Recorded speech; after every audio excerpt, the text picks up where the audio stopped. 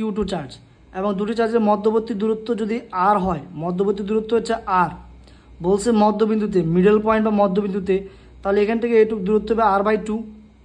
সেক্ষেত্রে আমাদেরকে বের করতে হবে লব্ধি বিভব।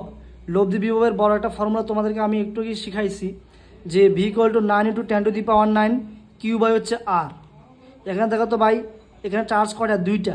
দুইটা চার্জের বড় ফর্মুলা শিখাইছি একটা চার্জের জন্য, এখানে চার্জ হচ্ছে দুইটা। তাহলে এক্ষেত্রে কী করতে হবে, মানে এই কিউর মধ্যে দুইটা কিউ আছে, একটা Q1 একটা হচ্ছে Q2। এই জন্য এই কিউ পরিবর্তে লিখতে হবে Q1 + Q2। আর দূরত্বটা কত হবে? দূরত্বটা হবে অর্ধেক। কোন বিন্দুতে বের করতে বলছে? মধ্যবিন্দুতে, তাহলে দূরত্ব হবে r/2। তো লব্ধি বিভবের ক্ষেত্রে চার্জ দ্বয় কী করতে হয়? যোগ করতে হয়। লব্ধি বিভবের ক্ষেত্রে চার্জ দ্বয় যোগ করতে হয়। এবং তড়িৎ লব্ধি প্রাবল্য = হচ্ছে 9 × 10⁹। দেখো, তড়িৎ প্রাবল্যের বড় একটা ফর্মুলা ছিল 9 × 10⁹, 9 × 10⁹ Q/r² ছিল। তড়িৎ প্রাবল্যের একটা বড় ফর্মুলা ছিল 9 × 10⁹ Q/r²। ভাইয়া এই কিউর মধ্যে কয়টা কিউ আছে? দুইটা, একটা Q1 আর একটা হচ্ছে Q2।